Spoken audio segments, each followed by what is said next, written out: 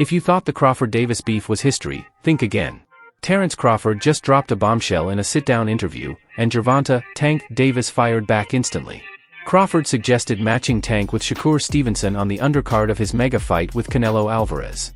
He put it bluntly, if Tank wasn't so cocky trying to steal the spotlight, it would have been dope.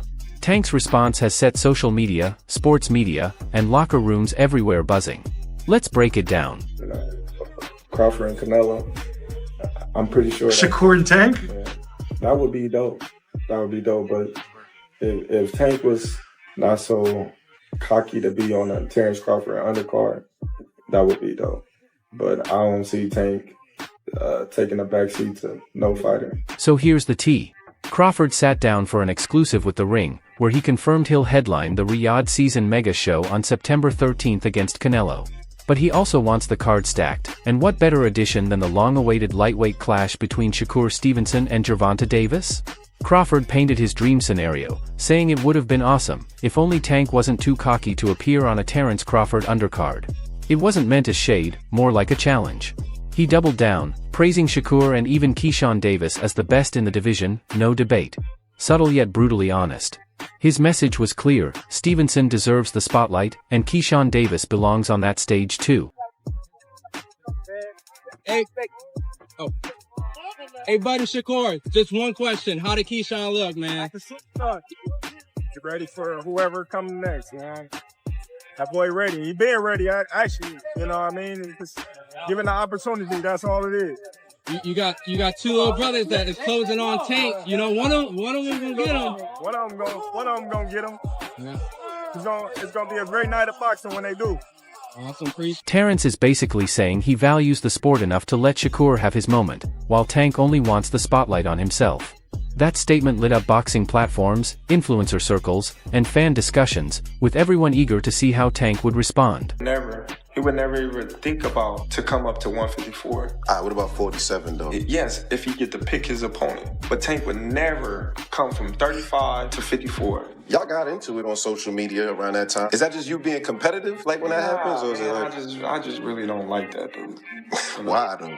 Cause I just don't like him. Like, I really don't like him. That's like... It's not your cup of tea, that's just not your... Yeah, I don't like nothing about him. I just feel like, he just one of these little arrogant little dudes that's using what he got to shield him. He got a lot of security guards around him, and he's in the limelight and stuff like that, but in certain situations, he wouldn't be acting like that. Do you like him as a fighter, though? Yeah, he's a damn good fighter. Yeah.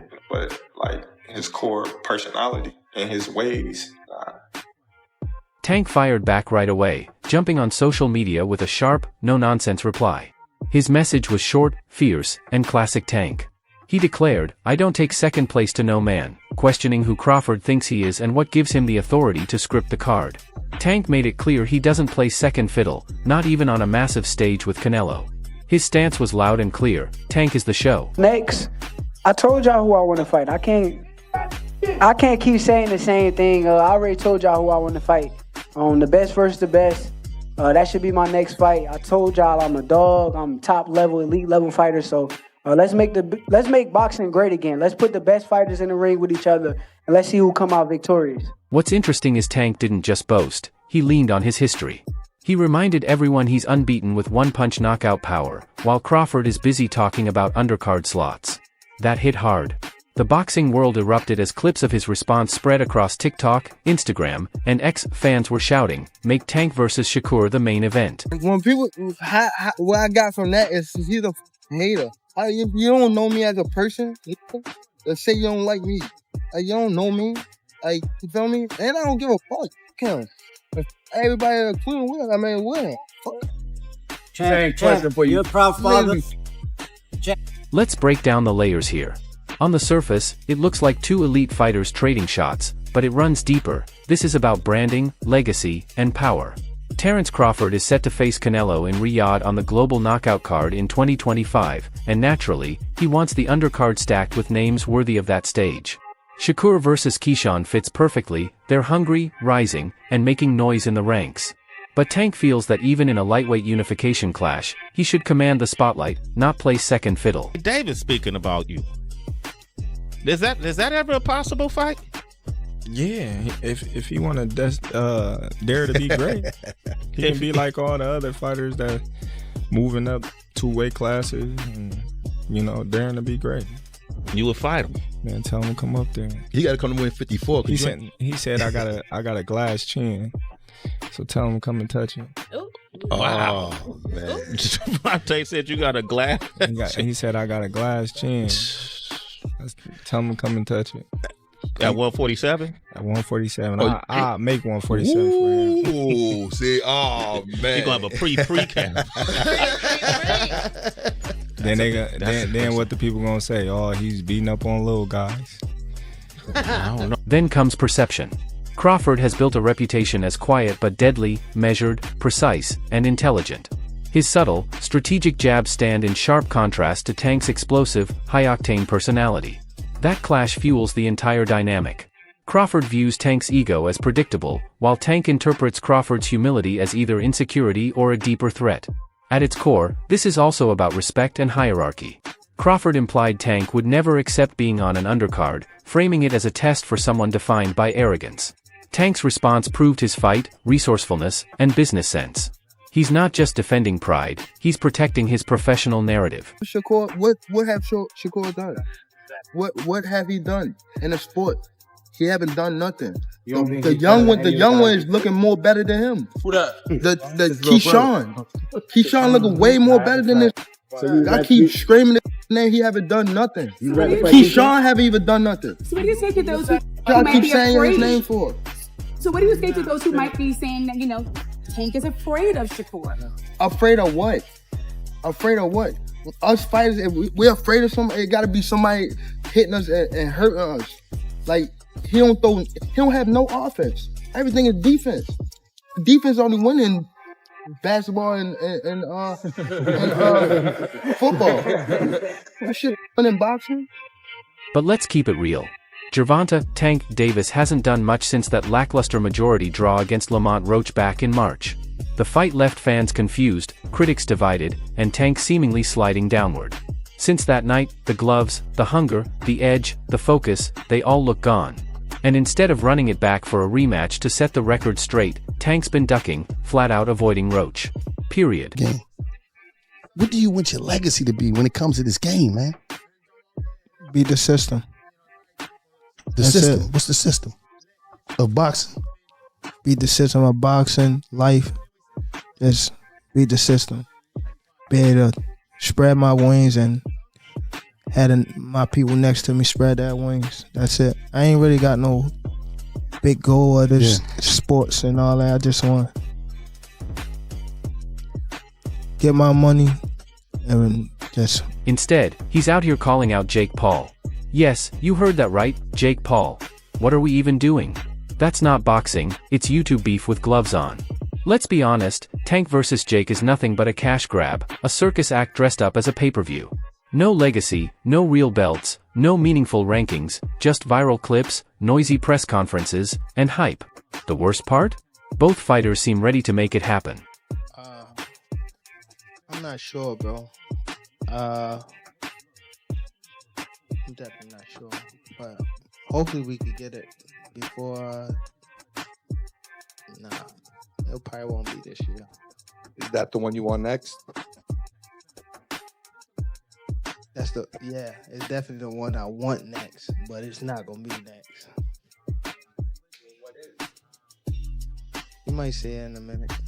Clearly in there, man. I thought I won. I thought I did enough to get the victory over a spectacular fighter. I told y'all from the beginning, man, that I got the skills to pay the bills. I've been telling y'all that. And I'm just glad I got to show it, honestly. I'm glad I got to show it. I appreciate, like I said before, I appreciate True Boxing Media. Some guys that didn't count me out. So that's just how I feel, man. I think I won. And I can't wait to do it again. I can't wait to dance again. So it's clear, they're not chasing greatness, they're chasing the bag and the buzz. Jake Paul has always been about the spectacle, but seeing Tank, once seen as a generational star, slide into that same lane hits different. It's pure disappointment. And let's not forget, Davis has been hinting at retirement for months, openly admitting in interviews that his love for the sport isn't what it used to be. Davis just posted that he would beat the brakes off of you if you guys fight. I mean, I'd be down. Let's run it. Like, I'd be super, super down. Gervonta needs Jake Paul. Let's be clear, right? Is there a height limit in boxing? He's tired, plain and simple. Many boxing analysts and former pros have pointed out the signs: his body language, his attitude, his detachment. Some say he looks melancholy, others think he's already checked out. Whatever the case, one thing is certain: Tank's head is no longer in the game. 25 is at the next year. I'm out of it. After our second fight. You're out of it? Yeah. Care to elaborate on that? Out of the sport. After our second fight. Nah, no, I'm a winner, bro. Nah, I could tell you my fight. And honestly, if Tank wants to walk away, that's fine. Every fighter has their time. But if he's just hanging around to cash in on YouTuber paydays while dodging real challenges, that's not it. That's not the Tank Davis we were promised. The sport deserves better. The fans deserve more. And truthfully, so does he. This isn't just about petty squabbles, it exposes a bigger trend. Boxing is becoming more personality-driven. Fighters are marketed as brands, cards are built around storylines, and promoters focus on creating the most marketable, technical, and entertaining matchups to keep the sport alive. Building these fights means knowing the audience and delivering events that capture attention. Tank is hung him up, shoes off, get the bag, put a plaque up, he done. Tank is done.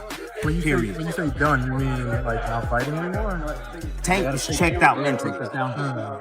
Tank is gone mentally. Tank looking for the big bag, of Jake Paul, Pacquiao, something solo, and he's looking to, hey, I'll see you later. Tank is standing. He's not gonna fight Shakur Stevenson at all. At all. I don't care how much money Turkey offer, give him 4 Lamborghinis, whatever. Tank ain't taking that fight. So, a profit-driven card that features Stevenson versus Tank makes perfect sense from a storyline angle: the styles, the stakes, the lightweight drama. But here's the catch: Tank's brand demands headliner status.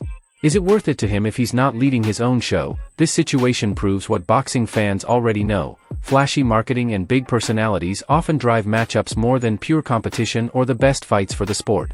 And then there's Crawford. Can he really bridge the weight gap with Canelo? Many say no, he's just too small, but in boxing, there's always a way to win. Crawford calling Tank cocky highlights that eternal clash between ego and sport, and that's where the plot thickens. The Crawford-Canelo mega fight is being orchestrated by none other than Turki Alalshikh, the man who's turned boxing into his personal playground. He's pouring in massive money, uniting the sport's biggest names under the Saudi banner, and reshaping the game entirely. But not everyone is on board with his approach, least of all, Gervonta Davis. In the last year, my Tank Davis, fresh out of jail. Yeah. Throwing hands in Frank Martin's face. I'm gonna break you up. I'm telling you. Like, yeah, man, 7 more fights. Got the internet excited when you say, yo, 6, 7 more fights and I'm naming names. Shakur Stevenson. Yeah. Ryan Garcia. Yeah. Devin Haney. Yeah. Floyd Mayweather. Yeah. Then he got to beefing with Turkey. David, he said to me, send to me 2 Ferrari to play in Saudi Arabia. You don't play boxing. We will send to you 2 gloves if you want to play in Saudi Arabia. That's it. I ain't gotta go over there. Right. What they making over there, I'm making here. All of a sudden, all the fighters he need to make big fights don't want to fight. He was very close to fighting Lomachenko, and then Lomachenko pulled out. Shakur didn't want to do a 1-fight deal to fight Tank. You said who? Tank. I'm dangerous. Who that? And by the end of the year, he ain't getting no fights and he's fighting Lamar Roach. At the next Tank has made it crystal clear he doesn't rock with Turkey. Both behind the scenes and through not-so-subtle shots on social media, he's voiced his stance. Davis views Turkey as a billionaire pulling strings, moving fighters around like chess pieces, and Tank refuses to be anyone's pawn. Refuses to be someone's pawn. We saw Gervonta Davis a couple of days ago say on Twitter that now he wants to maybe work with you. I don't have a problem with him or any fighters.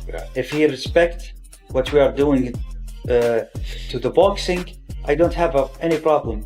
And if he want the green light from Heyman, we work with Heyman now. Correct. In each card, we have 1 or 2 fights with Heyman. It depends about him. If he want to enjoy the fast train for the glory, he know where he can search. Yeah. And of course, I like and I respect the loyalty for his partner Hermin. Of course, this is something make him, in my eyes, big, and I respect it because the loyalty is important in the life. And he's good fighter. He's good fighter, but he need to understand that what we are doing is important for boxing. We work with who respect us, and we have a tough fight. We don't have normal fight.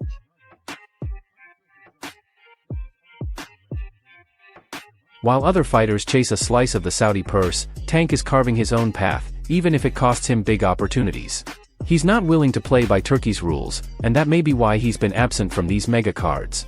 Joining a Turkey promotion means playing nice, showing up on cue, and saying the right things at press conferences, none of which fits Tank's style. He's always been the renegade, the wild card, moving on his own terms.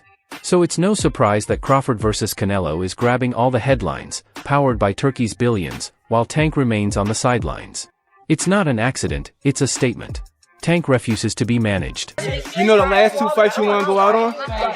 Yeah, the last fight? The last fight you want to go out on. Like, who? Do you have anybody in mind?